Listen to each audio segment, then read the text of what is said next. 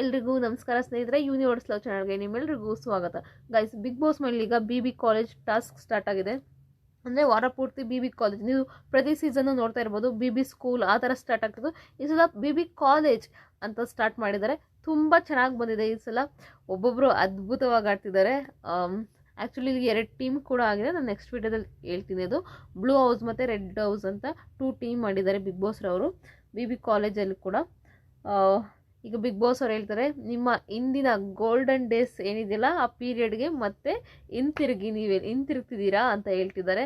ಅಂದರೆ ಅದು college days ಇರ್ಬೋದು, ಸ್ಕೂಲ್ ಡೇಸ್ ಇರ್ಬೋದು, ಅದೆಲ್ಲ ಒಂಥರ ಗೋಲ್ಡನ್ ಡೇಸ್ ಅಂತಲೇ ಹೇಳ್ಬೋದು. ಯಾಕಂದರೆ ನಾವು ಈಗ ಹೋಗೋಕ್ಕಾಗಲ್ಲ ಆ ಡೇಸ್ಗೆ.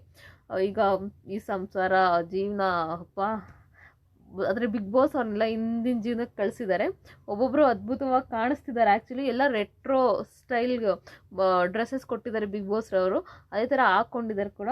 ಪ್ರಿನ್ಸಿಪಲ್ ಬಂದು ಅದಕ್ಕೆ ಕ್ಯಾಪ್ಟನ್ ಆಗಿದ್ದಾರೆ. ಕ್ಯಾಪ್ಟನ್ ರಘು ಅವರು ಈ ಬಿ ಕಾಲೇಜ್ ಏನಿದೆ ಅದಕ್ಕೆ ಪ್ರಿನ್ಸಿಪಲ್ ಅವರೇನೆ.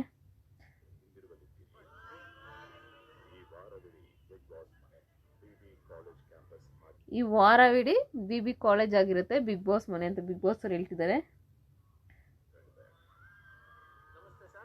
ಗಿಲ್ಲಿ ಅವರು ಮಲ್ಲಮ್ಮನ ಎತ್ಕೊಳ್ಳೋದು, ಅಂದರೆ ಮಲ್ಲಮ್ಮ ಕೂಡ ತುಂಬ ಚೆನ್ನಾಗಿ ಕಾಣ್ತಿದ್ದಾರೆ.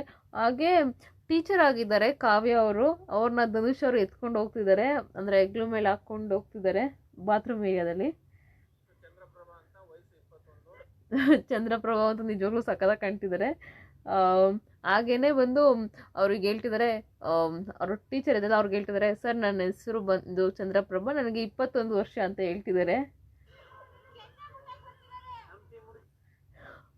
ಇಲ್ಲಿ ಅಭಿ ಅವರು ಮೇಕಪ್ ರೂಮಲ್ಲಿ ಸ್ಪಂದನ ಅವರು ಮೇಕಪ್ ಮಾಡ್ಕೊಳ್ಬೇಕಾದ್ರೆ ಅಭಿ ಅವರು ಅವ್ರ ಕೆನ್ನೆ ಮುಟ್ತಿದ್ದಾರೆ. ಆಗ ಸ್ಪಂದನ ಹೇಳ್ತಿದ್ದಾರೆ ಗಿಲ್ಲಿಗೆ.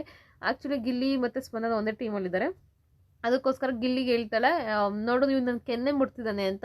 ಅದಕ್ಕೆ ಗಿಲ್ಲಿ ಹೇಳ್ತಾನೆ, ನೀನೇನು ಮುಟ್ಟೋದು, ನಮ್ಮ ಟೀಮ್ ಹುಡುಗಿನ ನಾನೇ ಮುಟ್ತಿದ್ದೆ ಅಂತ, ಕೆನ್ನೆ ಮುಟ್ತೀನಿ ಅಂತ ಹೋಗ್ತಾನೆ. ಅದಕ್ಕೆ ಅಭಿ ಅವ್ರು ಹಿಂಗೆ ತಳ್ಬಿಡ್ತಾರೆ ಗಿಲ್ಲಿನ.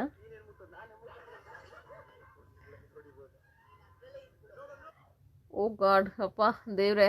ಈಗ ಯಾರ್ದು ಸೂರಜ್ ಮತ್ತು ರಾಶಿ ಇವರಿಬ್ರು ತುಂಬ ಓವರ್ ಆಯಿತು ಅನಿಸ್ತದೆ. ಬಟ್ ನೋಡೋರು ನಿಜವಾಗ್ಲೂ ಇದೊಂದು ಇಷ್ಟೊಂದು ಓವರಾಗಿ ಬೇಡವಾಗಿತ್ತು ಅಂತೇಳಿ. ಅಲ್ಲ ಗುರು, ಯಾವ್ದು ಗುರು ಇದು 3 ದಿವಸದ ಲವ್ವು? ಅಪ್ಪ ಏನೋ ಗೊತ್ತಿಲ್ಲ. ಚೆನ್ನಾಗಿರಲಿ, ಕಂಟೆಂಟ್ ಕೊಡ್ತಿದ್ದಾರೋ ಅಥವಾ ನೋಡೋರ್ಗೆ ಇರಿಟೇಟ್ ಸ್ವಲ್ಪ ಜನಕ್ಕೆ ಇಷ್ಟ ಆಗ್ಬೋದು, ಸ್ವಲ್ಪ ಜನಕ್ಕೆ ಇಷ್ಟ ಆಗದೇ ಇರ್ಬೋದು. ಬಿಗ್ ಬಾಸ್ ಅವ್ರಿಗೆ ಗೊತ್ತಿಲ್ಲ. ಕಿಚ್ಚ ಸುದೀಪ್ ಸರ್ ಕೂಡ ವಾರ್ನಿಂಗ್ ಕೊಟ್ಟಿದ್ದಾರೆ. ಯಾಕಂದರೆ ಅವ್ರಿಗೂ ಗೊತ್ತಾಗುತ್ತೆ, ಒಬ್ಬರು ಇಮೇಜ್ ಹಾಳಾಗೋದಕ್ಕೆ ಅವ್ರಿಗೂ ಇಷ್ಟ ಆಗಲ್ಲ. ಬಟ್ ತುಂಬ ಇಮೇಜ್ ಹಾಳು ಮಾಡ್ಕೊಳ್ತಿದ್ದಾರೆ ರಾಶಿಕ್ ಅವರು ಅಂತ ಅನಿಸುತ್ತೆ. ಇಲ್ಲಿ ಸೂರಜ್ ಅವ್ರು ಕೇಳ್ತಾರೆ, ನಾನು ನಿಮ್ಮನ್ನು ಲವ್ ಮಾಡ್ಬೋದಾ ಅಂತ. ಆಗ ಇವ್ರು ಹೇಳ್ತಾರೆ, ರಾಶಿಕ್ ಅವರು, ನೀನು ಅದರಲ್ಲೇ ಮುಳುಗೋಗ್ಬಿಡು ಅಂತ ಎಲ್ಲ ಹೇಳ್ತಿದ್ದಾರೆ. ಫುಲ್ಲು ಹಗ್ ಮಾಡಿಕೊಂಡು ಹಿಂಗೆಲ್ಲ ಡ್ಯಾನ್ಸ್ ಮಾಡ್ತಿದ್ದಾರೆ. ಚಂದ್ರಪ್ರಭಾ ಅವರು ರಾಶಿ ಕೈ ಇಟ್ಕೊಂಡು ಎಳಿತಿದ್ದಾರೆ. ಆಗ ರಾಶಿ ಹೇಳ್ತಿದ್ದಾರೆ, ನನಗೆ ಸೂರಜ್ ಅಂದರೆ ಇಷ್ಟ ಅಂತ. ಆಗ ಸೂರಜ್ ಕರ್ಕೊಂಡೋಗಿ ಹೆಗ್ಲ ಮೇಲೆ ಕೈ ಹಾಕ್ಕೊಂಡು ಆರ್ಟ್ ಸಿಂಬಲ್ ಎಲ್ಲ ಇಬ್ಬರು ಮಾಡ್ಕೊಂಡು ಹಿಂಗೆ. ಇದು ತುಂಬ ಓವರ್ ಆಯಿತು ಗುರು, ನಿಜವಾಗ್ಲೂ ಸೀರಿಯಸ್ಲಿ ಓವರ್ ಆಯಿತು. ಯಾಕಂದರೆ ಇಲ್ಲಿ ಚಿಕ್ಕ ಮಕ್ಕಳಿಂದ ದೊಡ್ಡೋರವರೆಗೂ ನೋಡ್ತಾರೆ ಇದು ಏನಂತಾರೆ ಬಿಗ್ ಬಾಸು. ಬಟ್ ಇಷ್ಟು ಓವರಾಗೆಲ್ಲ ಬೇಡವಾಗಿತ್ತು ಅಂತ ನನಗೆ ಅನ್ನಿಸ್ತಿದೆ. ಅಂದರೆ ಯಾರಿಗೂ ಬಂದಿದ್ದು ಒಂದೇ ವಾರಕ್ಕೆ ಯಾರಿಗೂ ಅದು 1 ವಾರನಲ್ಲ 2 ದಿನದ ಕಾಲ ಲವ್ಗಳು ಸ್ಟಾರ್ಟ್ ಆಗೋಯ್ತು.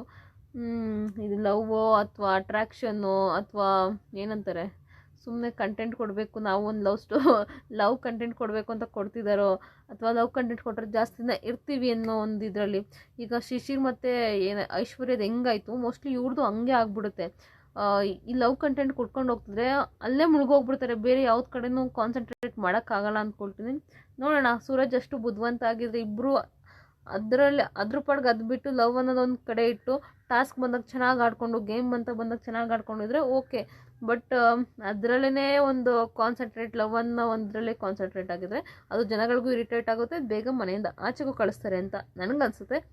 ನಿಮ್ಗೇನು ಅನಿಸುತ್ತೆ ಅಂತ ದಯವಿಟ್ಟು ಕಮೆಂಟ್ ಬಾಕ್ಸಲ್ಲಿ ಕಮೆಂಟ್ ಮಾಡಿ. ಇವತ್ತು ಬಿ ಕಾಲೇಜ್ ತುಂಬ ಚೆನ್ನಾಗಿರುತ್ತೆ, ಅದ್ಭುತವಾಗಿರುತ್ತೆ. ಆ್ಯಕ್ಚುಲಿ ಇಂದಿನ ಪ್ರೋಮೋದಲ್ಲಿ ಜಾನ್ವಿ ಹಾಗೆ ಅಶ್ವಿನಿ ಅವರು ಎಲ್ಲ ಕಿತ್ತಾಡ್ತಿರೋದು ನೋಡ್ಬೋದು ನೀವು. ನೀನು ಇರೋದಕ್ಕಿಲ್ಲಿ ಏನಂತಾರೆ, ಅದು ಆ್ಯಕ್ಚುಲಿ ಎಂದು ಕೊಟ್ಟಿರೋದಂದರೆ ಅದು ನಾಮಿನೇಷನ್ ಟಾಸ್ಕ್ ಬಂದು.